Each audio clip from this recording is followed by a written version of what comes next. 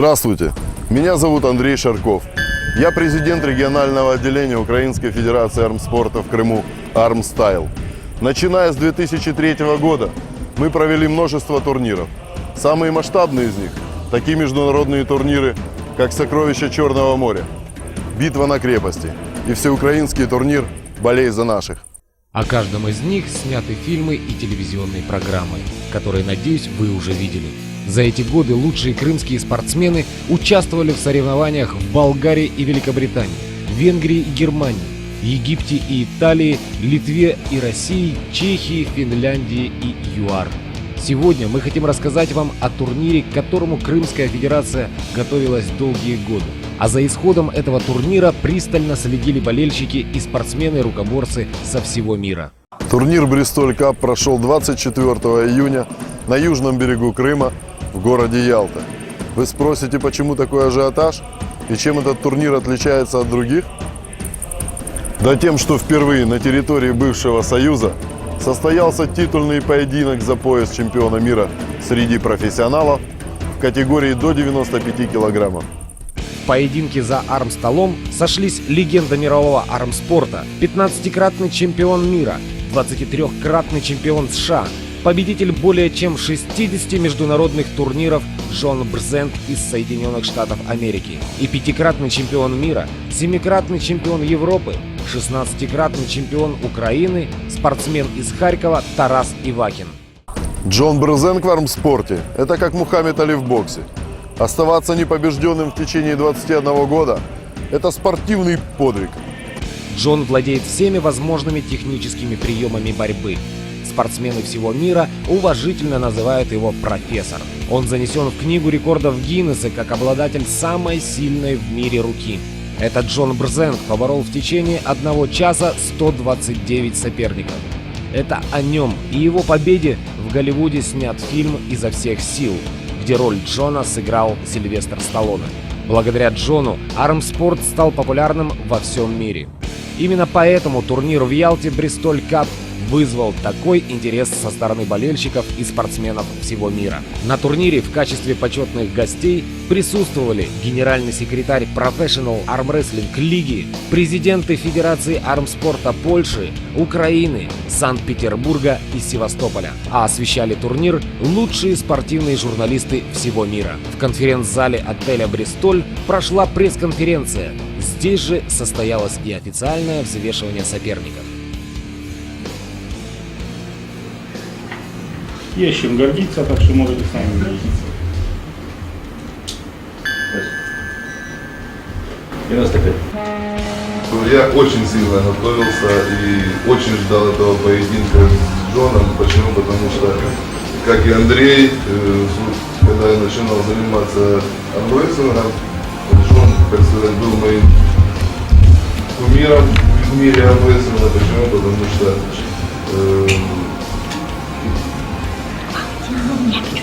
судя по тем видеоматериалам, которые я тогда смотрел, ему просто не было равных в мире во всех категориях. Начиная с него 90 килограмм и заканчивая абсолютно категорией. То есть, и я всегда мечтал побороться с ним. Спортсмен США Джон Брзент.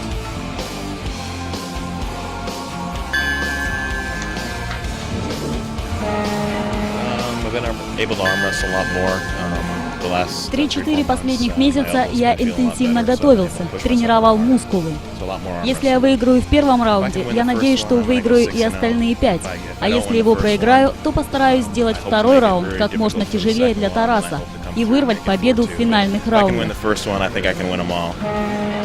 Когда полгода назад где-то на горизонте замаячила такая возможность привести Джона Брзенка сюда, на территорию нашей автономной республики Крым, что состоится такой титульный поединок за пояс чемпиона мира по профессионалам, я попытался просто осуществить свою детскую мечту, познакомиться, увидеть, еще и увидеть в борьбе, привести самостоятельно. То есть я обратился к Professional Wrestling League, я ездил в Польшу, ездил в Германию, то есть настойчиво разговаривал договаривались. Professional Wrestling Лига пошла нам навстречу. Я приехал, поговорил с Вячеславом Александровичем Курашиным, директором отеля «Бристоль». Отель пошел к нам навстречу. То есть это настолько долго создавалось, изо дня в день. Спасибо тем людям, которые действительно помогли это осуществить такое, для меня лично очень большое событие, которое сегодня произойдет. Вот так вот получилось, что... А почему нет? Почему где-то в Лас-Вегасе, почему там, например, в Москве или в Берлине? Мы не хуже, мы лучше. Ялта — красивейший город. Крым красивее Италии и Турции. Президент нашего отеля Владимир Герасимчук, он тоже мастер спорта по гиревому спорту. И как-то мы собрались и решили, что-то надо в Ялте поддерживать, какой-то вид спорта. И выбрали тот спорт, который в Ялте не развит, и который, на наш взгляд, можно было бы продвигать. Вот выбрали армрестлинг. И, кстати, не Федерация Крымская армрестлинга, мы начали искать через спорткомитет, вышли на Андрея Шаркова и предложили вот такое мероприятие в Ялте провести. Перед главным боем вечера на сцене, установленной на центральной площади Ялты, сошлись принципиальные соперники – сборная России и сборная Украины.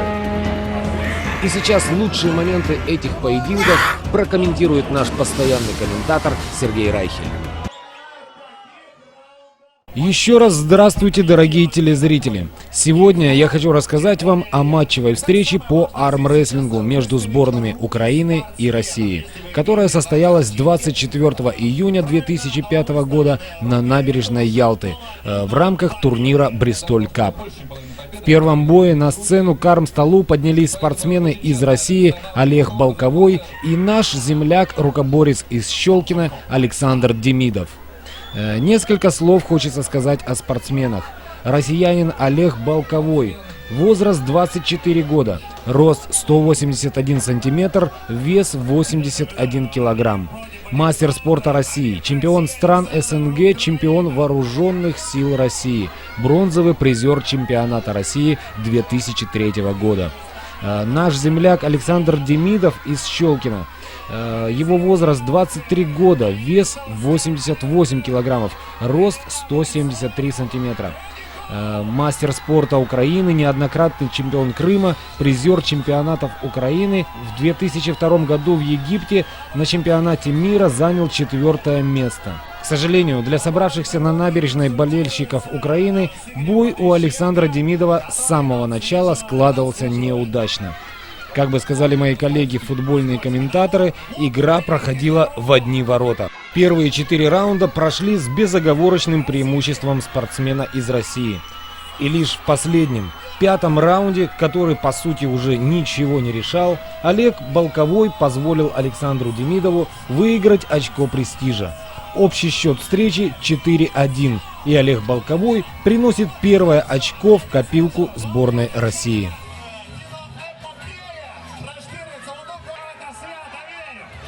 Второй бой матчевой встречи между сборными Украины и России выдался поистине звездным. К армстолу поднялись одни из лучших спортсменов России и Украины.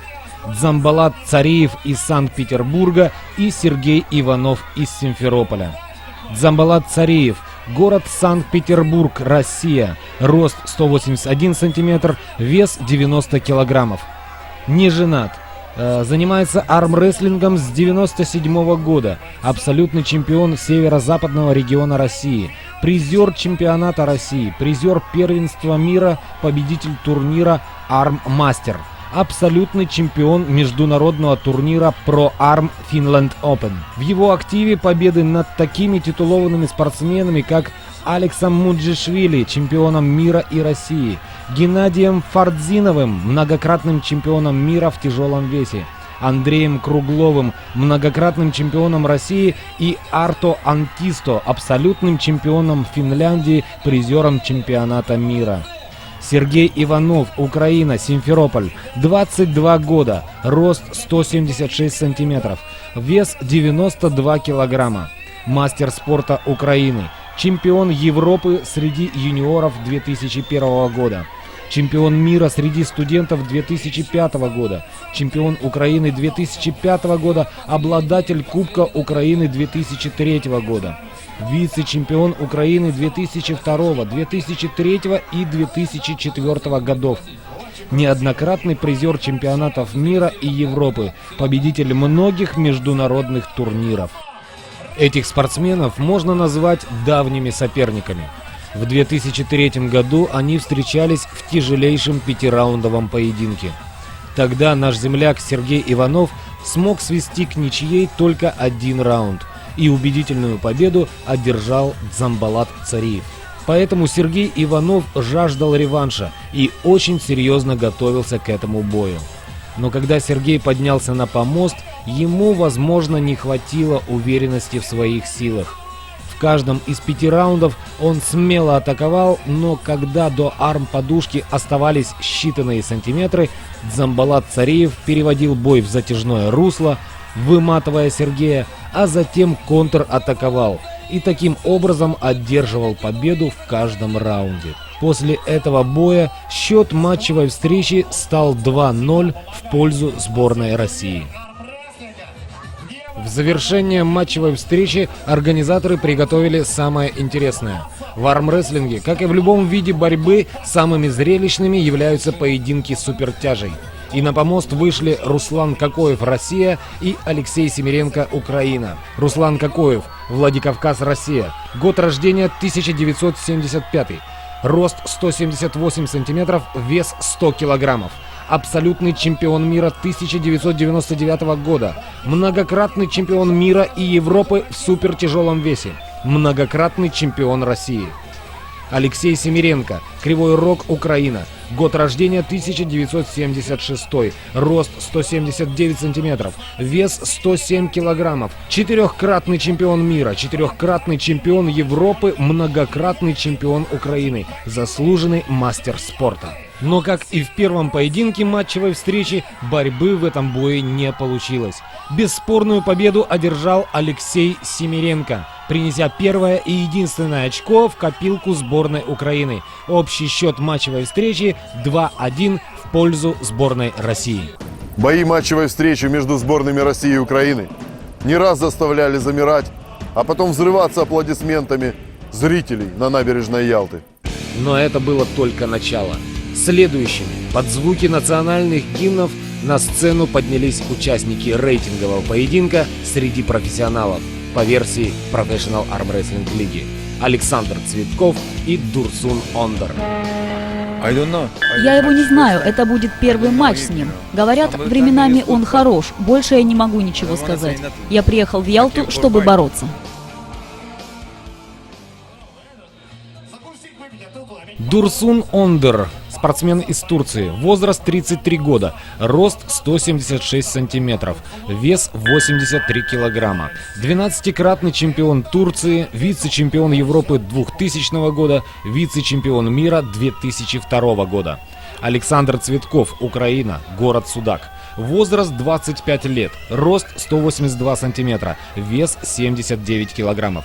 Мастер спорта Украины, обладатель Кубка Украины 2004 года, вице-чемпион Украины 2004 и 2005 годов. Этот бой мне поможет прокомментировать мастер спорта международного класса, президент регионального отделения Украинской Федерации армспорта в Крыму, организатор турнира Андрей Шарков. Здравствуйте. Здравствуй, Андрей. У меня к тебе сразу вопрос. На твой взгляд, в какой спортивной форме спортсмены подошли к этим поединкам? Дурсуна Ондора я лично встречал в аэропорту. Он был весел, отдохнувший. Спортсмен прилетел в замечательной форме, он готовился на Александра. У Александра Цветкова была немного сложнее ситуация. Он буквально за сутки вернулся с чемпионата Европы, где боролся. Чемпионат Европы проходил в Болгарии. Не ближний перелет был у Александра. Но я думаю, он был готов тоже к борьбе с турецким спортсменом. Андрей, Александр проиграл первый раунд и получил фол во втором. Может сказываться волнение спортсмена? Ну, тут не столько волнения сказывается. Я думаю, все-таки Александр эмоционально не настроился. Это очень психологически эмоциональный спортсмен. То есть это для него очень важно.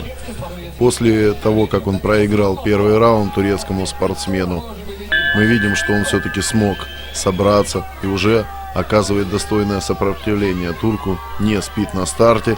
Сейчас у него был съезд локтя с подушки. Посмотрим, если Александр все-таки сможет остановить атаку турецкого спортсмена, я думаю, он на контратаке выиграет у него. Андрей, спортсмены разорвались. Это тактический ход или случайность?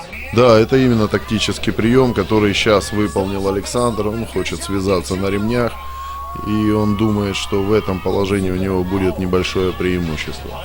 А что дает связывание рук для спортсмена, который специально на это идет? Связывание дает, немножко укрепляет кисть. То есть, если спортсмен чувствует, который борется стилем крюк, что спортсмен пробивает его пальцы и немножко разгибает кисть, он идет на разрыв, когда ремнями связывается, у крюковика появляется небольшое преимущество, если он умеет правильно пользоваться борьбой на ремнях. Ну а что может противопоставить соперник преднамеренному разрыву рук?